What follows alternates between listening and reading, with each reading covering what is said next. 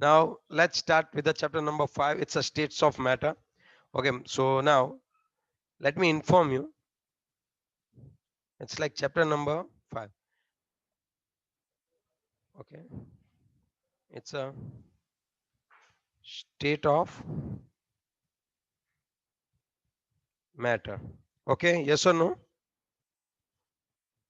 Yes, sir. So in first chapter we have seen about the basic concept. In chapter number 2 we have seen about the atom. In chapter number 3 we have seen about the classification. Yes or no? Classification of elements. In chapter 4 we have seen about the molecules कि किस तरह से molecule होते हैं, कैसे उनके shape होते हैं. अब हम लोग chapter number 5 में जब ये molecule पूरे bulk में होते हैं तब की बात करेंगे. मतलब एक molecule दूसरे molecule के साथ क्या interaction देता है, और अब हम लोग दो molecule की बीच में इंटरमोलिकुलर अट्रैक्शन जो है उसकी बात हम लोग करने वाले हैं. जैसा आप समझो, पहले हमने एटम देखा, हाइड्रोजन और ऑक्सीजन क्या होता है. फिर हमने ये देखा कि कौन सी जगह पे आता है, उसकी इलेक्ट्रॉनिक कन्फिगरेशन क्या होती है, कितने इलेक्ट्रॉन एक्सेप्ट करता है, ऐसा सब देखा. फिर हमने मॉलिक्यूल में ऐसा देखा कि पानी का मॉलिक्यूल जो है उसमें बैंड शेप होता है और two lone pair of electrons होते हैं. अब हम जो देखने वाले हैं वो क्या देखने वाले हैं कि अगर हमारे पास बल्क है, इस चैप्टर में हम लोग क्या देखने वाले कि अगर आपके पास बल्क में मॉलिक्यूल है, पानी का मॉलिक्यूल मॉलिक्यूल सिंगल तो आपको मिलेगा नहीं, क्या आप सिंगल सिंगल मॉलिक्यूल के साथ डील करोगे, केमिकल रिएक्शन करोगे तब? No no, sir. No sir. Sir. हम तो पूरे बल्क के साथ रिएक्ट करेंगे. तब हमें पता चला कि यहाँ पे हाइड्रोजन बॉन्ड होता है, दो मॉलिक्यूल एक दूसरे को जकड़ के रखते हैं. ऐसा सब कुछ देखा ना हमने. यस. यस। देखो यहाँ पे मेरे पास पानी है और दूसरा मेरे पास पेट्रोल या फिर अल्कोहल है. अल्कोहल मीन स्पिरिट, हम ये लगाते हैं ना हाथ पे सैनिटाइजर के तौर पे. सपोज वो है. यस। अब तुम सोचो इन दोनों में से पहले कौन उड़ जाएगा, अल्कोहल उड़ेगा कि पानी? अल्कोहल. तो अल्कोहल उड़ेगा तो तुम्हारे दिमाग में तुरंत एक क्वेश्चन आएगा, अरे यार ऐसा क्यों, पानी क्यों नहीं उड़ा, अल्कोहल ही पहले क्यों उड़ा? तो अब हमें ये देखना पड़ेगा कि इन दोनों मॉलिक्यूल के बीच में जो इंटरेक्शन होता है, इन दोनों मॉलिक्यूल के बीच में जो क्या होता है बच्चों, इंटरेक्शन होता है, वो बहुत ही कैसा होता है बताओ, वो बहुत ही कैसा इंटरेक्शन वीक होता होता है. है, वो बहुत ही कैसा होता है बच्चों, लेस होता है. Now is it clear, yes और नो? Yes, sir. ओके, हाँ. तो ये वाली बात मैं आपको बताना चाहता था. यहाँ पे कौन सा हुआ करता था, यहाँ पे कौन सा बॉन्ड हुआ करता था, यहाँ पे हाइड्रोजन बॉन्ड हुआ करता था. ये बॉन्ड स्ट्रॉन्गर था, तो ये मॉलिक्यूल जब उड़ रहा है ना तो नीचे वाला उसको खींचेगा, भाई मत जा मत जा. और यहाँ पे एक दूसरे को खींचेंगे लेकिन उतनी स्ट्रेंथ से नहीं खींचेंगे. तो पानी का मॉलिक्यूल नहीं उड़ेगा लेकिन अल्कोहल का उड़ जाएगा. आपको पता है पहले मैं जब छोटा था तब, और शायद आप में भी कई सारे कैसे सोचते होंगे, जब मुझे पता नहीं था केमिस्ट्री बारे, 7 या 8 स्टैंडर्ड में था, तब मुझे लगा कि पानी का बॉइलिंग बॉइलिंग ऑफ वाटर क्या होता है एग्जैक्टली, और वेपराइजेशन क्या होता है. तो मम्मी जब पानी का पोछा लगाती है या फिर आप जब पानी का पोछा लगाते हो, तो after some time what will happen, इसके जो मॉलिक्यूल्स है वो कहाँ पे चले जाते हैं, ऊपर। ऊपर. तब मुझे क्या लगता था जब मैं छोटा था तब, कि यहाँ पे H2O के मॉलिक्यूल ऐसे होते हैं H2O, और जब ये उड़ जाते हैं ना तब दो हाइड्रोजन और एक ऑक्सीजन के तौर पे एटम लाइक सेपरेट हो जाते हैं और उड़ जाते हैं. जैसे आप पानी उबालते हो, आप क्या सोचते हो, कई सारे बच्चे ऐसे सोचते होंगे, मुझे बताना कौन कौन ऐसा सोचता था जैसे मैं सोचता था. जैसे पानी के मॉलिक्यूल है, अब मैं जब इसको बॉईल करूंगा तब इसमें से पानी के एंटायर मॉलिक्यूल ही उड़ेंगे ना यहाँ से. ऐसा नहीं है कि यहाँ पे वेपर हाइड्रोजन फॉर्म। अलग से गया और ऑक्सीजन अलग से गया. यहाँ पे पूरे के पूरे वाटर के मॉलिक्यूल ही निकलते हैं. आप उसका समझ रहे हो, स्टेट चेंज में हो गया। स्टेट चेंज हो जाएगा, मॉलिक्यूल तो वही रहेगा. यहाँ से H2O पहले क्या था, लिक्विड फॉर्म में था, लेकिन अब H2O ही है, लेकिन वो कौन सा फॉर्म में आ जाएगा, गैसियस फॉर्म में. वेपर. तो इन दोनों में ऐसा तो क्या होता होगा, यहाँ पे क्या होता होगा, दो मॉलिक्यूल नजदीक नजदीक होते होंगे और उनके बीच में अट्रैक्शन ज्यादा होता होगा. आपने इसको हीट किया या फिर एटमॉस्फेयर से इसने हीट एब्जॉर्ब की, तब अब इनके बीच का जो डिस्टेंस है वो बढ़ जाएगा बच्चों, है या ना? Yes, sir. ये बात है. आगे पूरी बात समझ में आपको? Yes sir. ओके. सर, आप ऐसा सोचते थे? हाँ, मैं ऐसा सोचता था कि हाइड्रोजन अलग से और ऑक्सीजन. फिर एक सर ने बताया ऐसा नहीं होता है भाई, पानी के मोलेक्यूल इंटैक्ट ही रहते हैं। फिर मतलब तो ऐसा कब होता है जब हाइड्रोजन और ऑक्सीजन अलग सेपरेट हो जाए, तो उन्होंने बोला उसके लिए तुझे कोवेलेंट बॉन्ड ब्रेक डाउन करना पड़ेगा। फिर मैं सोचा, फिर देखो, फिर मेरे दिमाग में एक बात आई अच्छी सी, समझना कौन सी आई नहीं, मेरी बात। सर बत्ती जली। हाँ, फिर दिमाग की बत्ती जली और फिर मुझे पता चला कि जब देखो, अगर दो पानी के मॉलिक्यूल है अपने पास H2O, तब दो मॉलिक्यूल के बीच में अट्रैक्शन डिफरेंट होता है। इनके बीच का डिफरेंस होता है हाइड्रोजन बॉन्ड। दोनों मॉलिक्यूल के बीच में कौन सा बॉन्ड होता है, बताओ कौन सा बॉन्ड जनरेट होता है? Hydrogen bond. हाइड्रोजन। लेकिन ये जो होता है वो कोवेलेंट बॉन्ड होता है। ये कौन सा बॉन्ड होता है? Covalent bond. आई बात समझ में? और जब आप लोग यस सर। इसको हीट करते हो तब ये वाला बॉन्ड टूटता है, ये वाले नहीं टूटते हैं। जब ये तोड़ोगे ना, इतना ज्यादा हीट करो कि H2O है उसको इतना ज्यादा हीट करो कि उसमें से दो हाइड्रोजन के एटम और एक ऑक्सीजन का एटम क्या हो जाए भाई? रिलीज हो जाए। अलग हो जाए। हाँ, तो इसको एनर्जी देनी पड़ती थी प्लस 286 किलो जूल के आसपास देनी पड़ती थी। अब तक याद नहीं है मुझे एग्जैक्टली। सर मतलब टेम्परेचर कितना होगा? देखो, ये जो बॉयल होते हैं वो 100 के ऊपर होते हैं, वो मुझे नहीं पता है। मुझे इतना पता है कि तुम इसको है ना 286 किलो जूल दोगे ना एनर्जी, तो 18 ग्राम पानी को आप लोग 2 ग्राम हाइड्रोजन और 16 ग्राम ऑक्सीजन में कन्वर्ट कर सकते हो। 286 किलो जूल पर मोल एनर्जी देनी पड़ेगी। किलो जूल देनी पड़ती है ना सर? हाँ, kilo joule, kilo joule. Is it clear? Okay, तो अब यस हम इस सर। चैप्टर में क्या पढ़ने वाले हैं? अब हम इस चैप्टर में देखो, कोवेलेंट आयोनिक बॉन्ड जो है ना, वो तो विद इन मॉलिक्यूल है कि दो एटम कैसे एक दूसरे के साथ जुड़ते हैं। लेकिन जब आपका कंपाउंड बल्क में है, सपोज यहाँ पे मैंने गैस रखा हुआ है, N2N2 गैस रखा है इस बॉक्स में। अब थोड़ा सोचो बच्चों, इस बॉक्स में मैंने कौन सा रखा हुआ है? N2N2 रखा हुआ है। और अब ये जो है, अब मुझे तो पता है सर वहां पे कोवेलेंट बॉन्ड होता है। हाँ हाँ भाई, कोवेलेंट बॉन्ड किस में होता है? N2 के अंदर होता है। लेकिन इस N2 का दूसरे वाले N2 के साथ जो अट्रैक्शन है ना, वो होता है वान डर वाल्स फोर्स। वो कौन सा होता है? Intermolecular forces. वो कौन से फोर्सेस बोले जाते हैं? Intermolecular intermolecular forces. फोर्सेस। और ये कौन से थे? ये तो कोवेलेंट और आयोनिक बॉन्ड है कि जिससे एटम जुड़ते हैं। लेकिन दो मॉलिक्यूल के बीच में जो होते हैं उनको हम लोग क्या बोलते हैं? Intermolecular forces. और यही सर इंटर के इंट्रा? इंटर इंटर वे ओ बहन, इंट्रा मींस विद इन होता है। इंटर इंटर तो आपने तो बोला था विद इन मॉलिक्यूल्स, तो ये तो विद इन मॉलिक्यूल्स के अंदर ही हो रहा है ना? विद इन मॉलिक्यूल्स कोवेलेंट बोला मैंने यार, अच्छा हाँ सॉरी। मतलब मजाक कर दी तुम लोगों ने। ये विद इन मॉलिक्यूल है, मतलब दो एटम के बीच में है। तो एटम के बीच में या तो आयोनिक होगा या तो कोवेलेंट बॉन्ड बनेगा, तो उससे मॉलिक्यूल क्रिएट होगा। समझे बात? फिर जब दो मॉलिक्यूल एक दूसरे के नजदीक आए और उनके बीच में जो अट्रैक्शन है, उनको हम लोग क्या बोलेंगे? इंटरमोलिक्यूलर। Inter inter. हाँ, तो इंटरमोलिकुलर फोर्सेस क्या डिसाइड करता है? तो वो फिजिकल स्टेट डिसाइड करता है कि कौन सा फिजिकल स्टेट रहेगा, डेंसिटी कितनी रहेगी, वॉल्यूम कितना रहेगा, ये सभी जो है, ठीक है, बॉइलिंग पॉइंट, मेल्टिंग पॉइंट, ये सभी डिसाइड कौन करेगा? इंटरमोलिकुलर फोर्सेस डिसाइड करेंगे ना।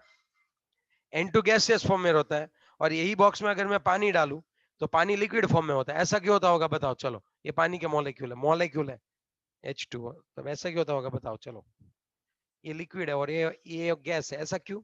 अरे सर, यहाँ पे फोर्सेस कम होते होंगे, यहाँ पे ज्यादा अच्छे से अट्रैक्ट होते होंगे, इसलिए। है ना? सर वो हाँ, वान डर वाल्स फोर्स क्या होता है? वो इंटरमोलिकुलर फोर्सेस के डिवीजन है। अब देखो, तो सर इंटरमोलिकुलर फोर्सेस में कितने टाइप्स होते हैं?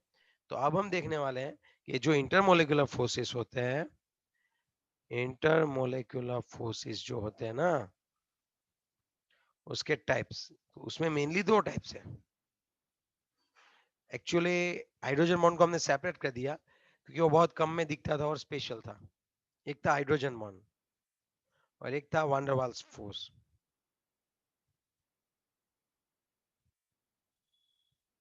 डब्ल्यू आएगा सर? क्या? डब्ल्यू नहीं आएगा वी की जगह पे आगे? वान डर वाल्स नहीं, वैन डर वाल्स। ये वी याद है। हाँ भाई, तू डब्ल्यू रख दे, कोई दिक्कत नहीं है। भिखा भाई तो भिखा भाई रहेंगे, बी लगा कि जी लगा? घी खा भाई। ओ वाह, चलो वांडर वाल्स फोर्स, शायद मैं देख लेता हूँ टेक्स्ट बुक में। नहीं सही है, वी है सर। सही है भाई, टेंशन मत ले। वांडर वाल्स फोर्स, ठीक है। अब उसमें भी 3 टाइप्स के होते हैं। वांडर वाल्स फोर्सेस भी अब हम बात करें तो मेनली 3 टाइप के फोर्स होते हैं। अब कैसे समझाऊं मैं आपको, एक काम करते हैं, यहीं से हम लोग फोर्सेस को 3 टाइप्स में हम लोग डिवाइड कर देते हैं। वो एक काम करते हैं, वांडर वाल्स फोर्स को 3 टाइप्स में, वन डेयर वाल्स, तो इसको हम लोग 3 टाइप में डिवाइड कर देते हैं। एक होता है non polar interaction, London force. कौन सा होता है बच्चों? London force. यहाँ पे यहाँ पे भी लिखेंगे मतलब क्या लंदन से लाया गया था? ना पे ना, लंदन नाम के साइंटिस्ट ने इसको ढूंढा था इसलिए नॉन पोलर इंटरैक्शन। फिर एक आएगा लाइकवाइज डाइपोल फोर्सेस। दूसरा कौन सा आएगा? Dipole forces. Dipole forces.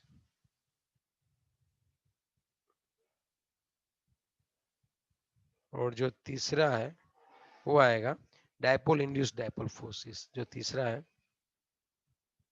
वो क्या आएगा? Dipole induced dipole.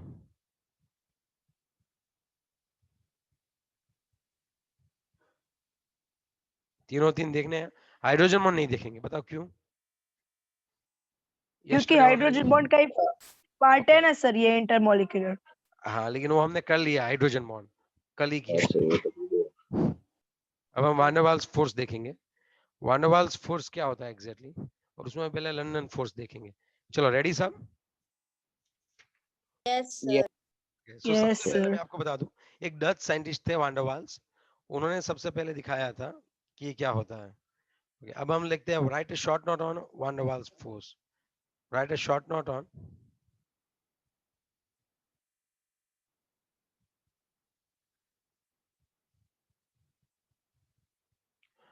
London force. I can say कौन मैसेज भेज रहा है भाई? हाँ वही तो पढ़ रहे हैं, हो धार्मिक गोदानी वही तो पढ़ रहे हैं। अभी तुझे समझ में आ जाएगा ना लंदन फोर्सेस। वो पूछ रहा है कि भाई मॉलिक्यूल के बीच में इंटरेक्शन होता ही क्यों है, तो वही तो हम पढ़ रहे हैं। सपोज मेरे पास 2 हीलियम ले लो, हीलियम, चलो हीलियम पता है ना He के फॉर्म में होता है एटम। ये लंदन फोर्स है क्या? तो सबसे पहले इसमें कौन होता है, इसके मेन कॉन्स्टिट्यूएंट पार्टिकल्स कौन होते हैं? कॉन्स्टिट्यूएंट पार्टिकल किनके बीच में ये लगता है लंदन फोर्स? तो मैं बता दूं, non polar atom like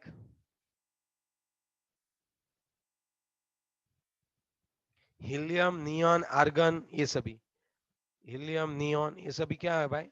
non polar है। नॉन पोलर मतलब समझाता हूँ क्या होता है। नॉन पोलर मोलेक्यूल लाइक इनके बीच में H2 है, H2N2Cl2O2।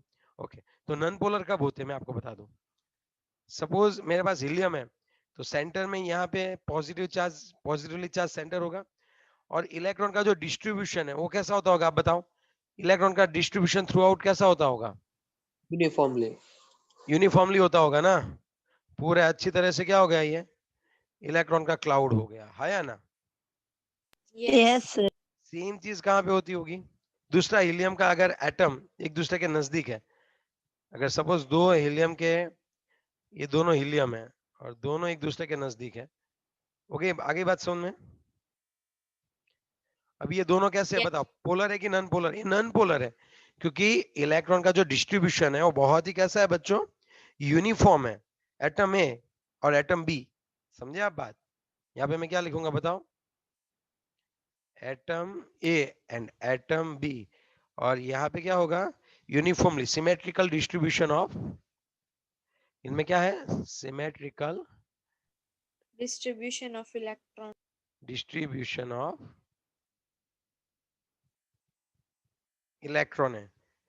ओके, है ना? Yes sir. ओके, अब क्या होगा? अब due to some disturbance, okay, temporary थोड़ी देर के लिए, मोमेंटरली वहां पे कोई डिस्टर्बेंस आ जाता है, एक दूसरे के नजदीक आते हैं, तब क्या होता है, किसी एक के अंदर थोड़ा डिस्टर्बेंस आ गया। तो जैसे ही डिस्टर्बेंस आया, क्या हुआ वो मैं आपको बताऊं। इसका प्लस इसो रह गया, और उसकी जो इलेक्ट्रॉन डेंसिटी थी वो क्या हो गई, उसकी जो इलेक्ट्रॉन डेंसिटी थी वो एक साइड ज्यादा मूव हो गई। सर ऐसा क्यों हुआ होगा, सपोज वहां पे जो है कोई डिस्टर्बेंस आया इसलिए, तो यहाँ पे इलेक्ट्रॉन की डेंसिटी बढ़ गई, आप समझ रहे हो बात, इस साइड,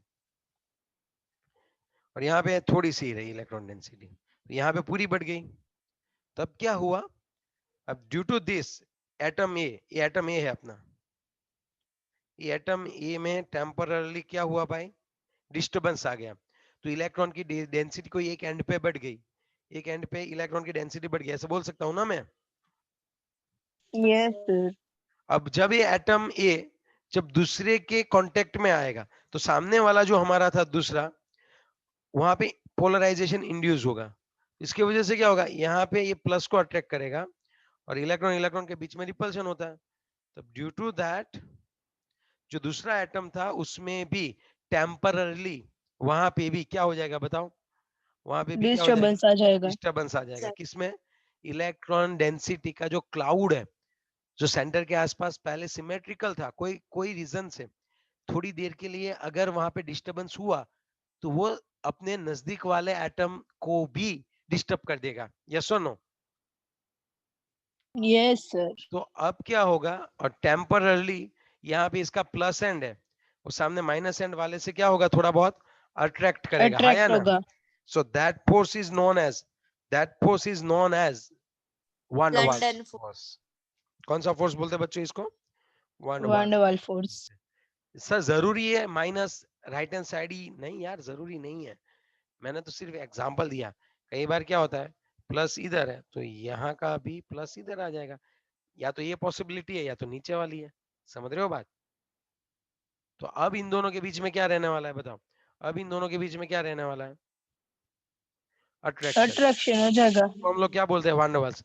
ये है ना टेम्परली होता है अट्रैक्शन, जब एक दूसरे से दूर चले जाएंगे ना, तब ये अट्रैक्शन भी क्या हो जाएगा, खत्म, समझ रहे हो मेरी फिर बात। नॉर्मल हो जाएंगे, है ना। हाँ ये टेम्परली है, फिर वापिस ऐसे जैसे थे। लेकिन मुझे एक चीज पता चली, जैसे जैसे डिस्टेंस कम होता जाएगा, जैसे जैसे डिस्टेंस कम होता जाएगा फोर्स बढ़ता जाएगा। Force is proportional to the 1/r⁶। याद रखना ये बात, डिस्टेंस के साथ फोर्स इतना बढ़ता है, r⁶ पावर जितना। और ये डिस्टेंस कब लगता है, मिनिमम इसके अंदर कितना डिस्टेंस चाहिए, 500 पाइकोमीटर जब डिस्टेंस हो ना, तब भी ये वान डर वाल्स फोर्स अट्रैक्ट होता है। चलो भाई गोधानी, तुझे पता चला क्यों ये यहाँ पे क्यों अट्रैक्शन फोर्स आता है मॉलिक्यूल मॉलिक्यूल के बीच में, यस सर। है ना। तो ये है ना वान डर वाल्स फोर्स, तो हर कोई मॉलिक्यूल में देखने को मिलता है, हर जगह पे मिलेगा आपको ये। ओके समझ गया, तो अब आप कहना क्या चाहते हो। अब देखो मैं आपको समझाना चाहता हूँ कि किस तरह से हम इसको समझ सकते हैं। सपोज मेरे पास एक बॉक्स था, और उस बॉक्स में N2 के मॉलिक्यूल थे, ये सभी N2 के मॉलिक्यूल है, नॉन पोलर है तब भी ये फोर्स आएगा, नॉन पोलर N2 है। सब में क्लाउड अच्छे से क्या हुआ करता था भाई, अच्छे से क्लाउड डिस्ट्रीब्यूट था। लेकिन अब क्या हुआ, कोई रीजन से ये N2 के मॉलिक्यूल एक दूसरे के नजदीक आए, जब नजदीक आए तो एक में टेम्परली क्या हो गया, एक साइड माइनस एक साइड इलेक्ट्रॉन डेंसिटी बढ़ गई, तो उसने तुरंत ही अपने नजदीक वाला जो था उसके ऊपर अट्रैक्ट, इस यहाँ से इलेक्ट्रॉन खींचना स्टार्ट किया, तो थोड़ी देर में नजदीक वाला भी पूरा क्या हो जाएगा, इंड्यूस डायपोल हो जाएगा। और इन डायपोल की वजह से क्या होता होगा आप बताओ, इन डायपोल की वजह से क्या होता होगा बताओ, अट्रैक्शन होता है। आगे वंडर पूरी बात वाल्स समझ में, यस और नो। Yes sir.